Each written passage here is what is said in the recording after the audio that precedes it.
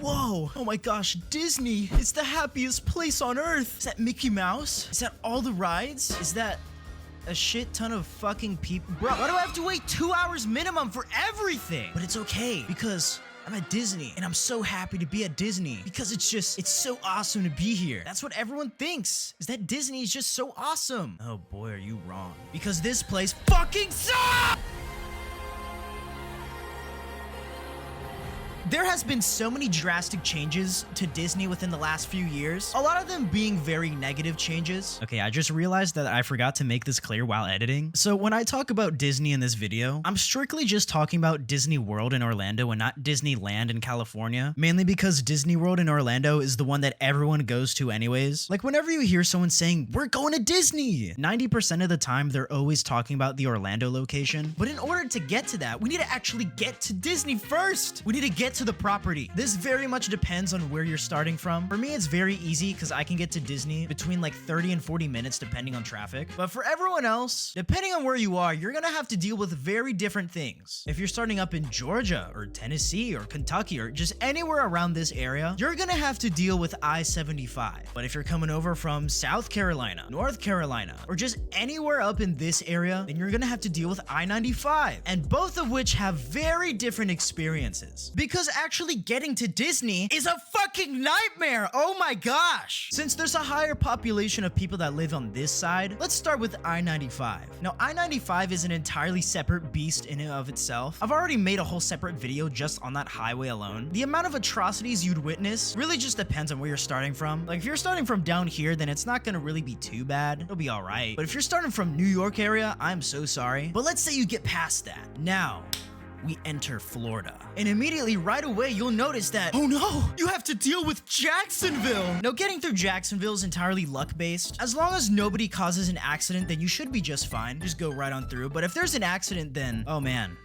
Yeah, I'm sorry. But once you get past there, it's pretty smooth sailing. Up until you get to a very certain highway, which I'm gonna save for later because this side and this side connect into one. They both have to deal with this very specific road. Now, I-75 is entirely different from I-95, but not too much because they're both ranked within the top 10 most dangerous highways in America. Now, I-75 should be relatively okay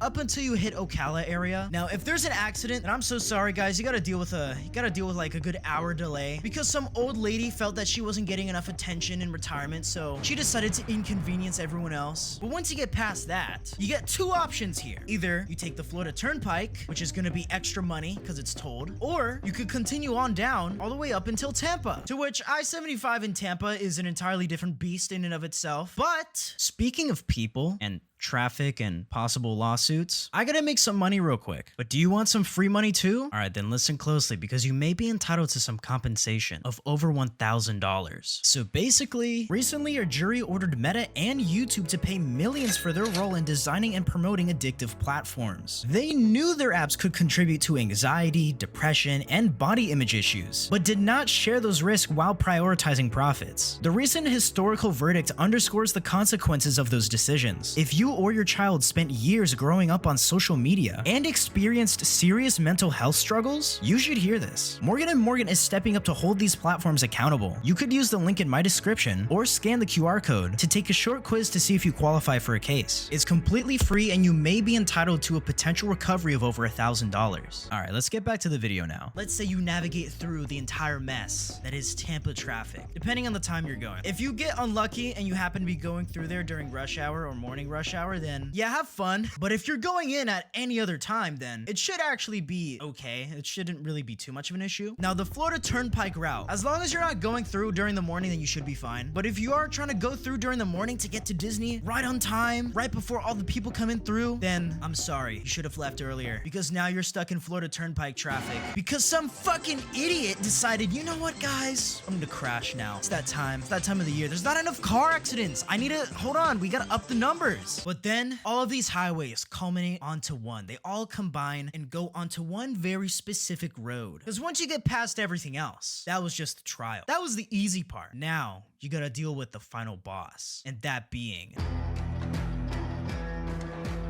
I-4 is an entirely separate beast in and of itself. I've already made a whole video dedicated to it. So let's hop over back to the I-95 side where we paused, where we left off over there. Transitioning from I-95 onto I-4, contrary to popular belief amongst the locals that live over in Daytona area, it's really not that bad in this area depending on the time. You guys starting to notice a pattern here? Really depends on the time you go through a lot of these highways. But essentially right here, it might be bad. It's like a 50-50. It's like a coin flip if it's gonna be bad or not. If it's bad, then I'm sorry, you just added 30 minutes to your travel time. But if it's not, then consider yourself lucky because the next portion of the highway is actually pretty chill. It's okay. So now we're cruising all the way up until we hit Sanford, and Sanford just decided that you haven't gone through enough yet. We're gonna add an extra hour to your trip. Why? Because fuck you, that's why. Oh my goodness, get out of here. How dare you travel on I-4? There isn't even an accident or anything. We're just gonna cause more delay for no fucking reason. But then it should clear up for the most part, all the way up until you hit around near downtown Orlando area. Depending on when you hit downtown Orlando, it can be pretty bad. Now if you get super unlucky and someone crashed on I-4 in downtown, then yeah, I'm sorry. Although the chances of that happening are pretty low, they're still never zero. But you got past that now, it's okay. So now we're continuing on all the way up until we hit International Drive, or as the locals like to call it, the tourist area. Because in this area, you got Universal Studios, you got Volcano Bay, you got the world's largest McDonald's, and you got a whole bunch of tourist attractions. You got Fun Spot as well. Even SeaWorld is around here. And that's where you might run into more issues because, sorry guys, there's still construction going on. Oh man. Yeah, we're gonna add another half hour to your travel time. Sorry guys. As you're going through here, you'll notice that you meet back up again with the turnpike. And the turnpike, just follow the GPS, you'll somehow end up on I-4 again. But let's say, okay, it's fine. You got through that as well. Up until, no! Oh my goodness, no! You just hit the Disney area. It's the final stretch. You're so close, but now there's even more people because they all had this same idea as you. They all want to go to Disney. We've just added another 20 minutes to your travel time. Sorry. Unfortunately, this doesn't matter what time you go through. It's pretty unavoidable. There's always going to be traffic here. It doesn't matter what time you go through. But then you're mixed in with the Disney traffic as well. Oh my gosh. I-95 and the Florida Turnpike route have officially just crossed paths. Now they're on the same route. But we got to go back to I-75. So I-75, you gotta deal with something else entirely. You gotta deal with the population of Tampa. So let's just add like an extra 10 minutes to your travel time here. All right, who designed this stupid interchange? Who did that? It's gonna be pretty bad, of course, because it always is, because it's I-4. You're always gonna deal with some bullshit no matter what. But all right, you know, we're going through.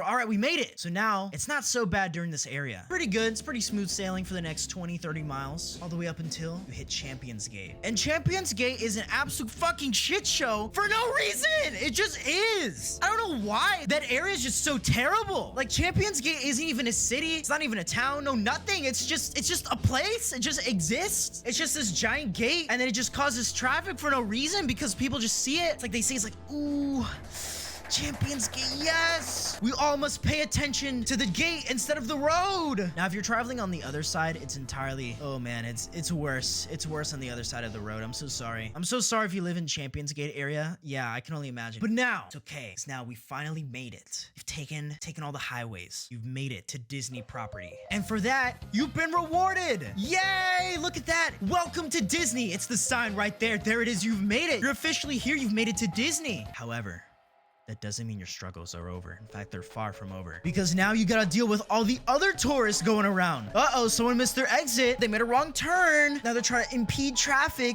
and drive on ramps on the wrong side of the road to get back on. All right, I'm being too negative. I actually gotta give Disney some props here. The actual traffic on Disney property itself, like, you know, the actual roadways within the property, the actual highways, they're actually pretty well made for the most part. Like, a lot of the time, you're not gonna really find too much traffic on a typical day, which is pretty crazy considering that it's Disney that we're talking about. So you're traveling on through, you finally make it through, and now you've parked. You're officially at Disney. You've made it. Yes! So now you're at the Disney park. You come to realize, even though you're here during the off season, there's so many fucking people. Like, what? Why are you people here? Go home. Which I know sounds really stupid. Like, what do you mean there's tourists here at the biggest tourist attraction in the state? What? I know, absolutely insane. So you realize that even though Disney attendance is down 13% from 2017, the wait times for most rides have increased. Most of them have almost doubled in the wait time. Now, how is this possible? There's less people, but yet we have have to wait longer in lines. It's like you can't get as much done anymore. A few years ago, I vividly remember this. I've been to Disney many times. I know I'm very lucky to have been to Disney many times as a kid, as well. I live in the state of Florida. It's like 30 minutes away from me. The worst it used to ever be was like 50 minutes. Maybe if a brand new ride came out, the most it would ever be was like an hour. But even then, like if you had Fast Pass, you can get through it in a shorter time. But even then, like Fast Pass or not, it's just a fucking nightmare because Fast Pass used to actually be free. But now they've gotten rid of that and now it's called the Lightning Lane. You guys want to know how you get that? Now,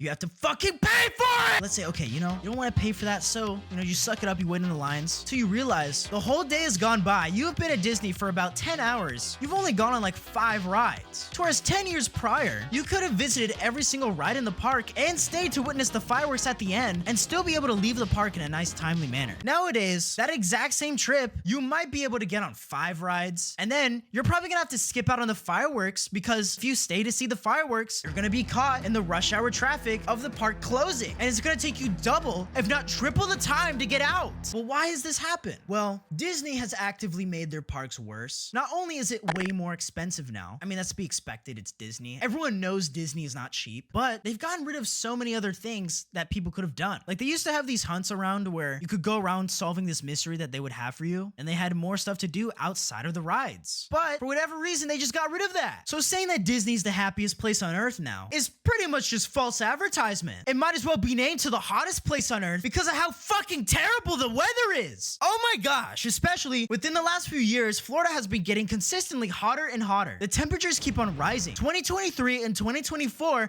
were both breaking records for the hottest summers. And it doesn't really look like that trend is slowing down. So you have all these people crammed into this one area in Disney, trying to get through, producing even more heat because there's so many people bottled up into one area, making it even hotter, making it even more sweaty, making it even more miserable. So since they got rid of all the other stuff that other people can do outside of waiting in line, now it forces more people to wait in the lines, in turn making it way longer and way more of a pain in the ass to get through Disney, to get through any of the rides, to get on the rides, unless you pay them money. Which at this point, I think if you want to actually have a good experience at Disney, it's mandatory to buy the Lightning Lane. So I was there not too long ago, like 2 weeks ago, and you really cannot have that great of an experience anymore if you don't pay money. But despite all the gripes and negatives I've spent the entire video talking about, I do still believe it's worth experiencing Disney at least one time in your life. So if you've never been to Disney and want the optimal experience, then I'll tell you exactly how to do that, as someone that's been there many times myself. If you're going at peak times, for example that being any holiday week, then it's almost necessary to buy the Lightning Lane for the rides you actually want to be able to experience. Though you can get lucky and go around off season if you can manage to actually find a day like that, but on a typical day, yeah, I wouldn't even bother. Another thing is absolutely make sure you bring your own water bottles. 4 water bottles is a good amount. Any more than that and they might question you, because I absolutely will not be paying $5 a bottle for Dasani water. And if you're in the Magic Kingdom, then there's this pretty underrated spot I haven't heard many people talk about called Gaston's, named after that character, yes, where you can get this huge cinnamon roll for a surprisingly reasonable price. This only costed $8 when I went. This photo doesn't do it justice because trust me, it's way bigger in person. Even right before this photo was taken, a lady came up to me and asked me if she could take a picture of it because she couldn't believe it. But unfortunately, there really isn't too much you can do about the cost of the tickets. You might be able to do something since Florida residents do get a discount. So if you can find a way to get that pricing instead of the regular, then boom. But unfortunately, there really isn't too much you can do when it comes to that. Annual passes used to be pretty affordable, but unfortunately, yeah, that's not really so much the case anymore. And why has this happened? All right, let's see.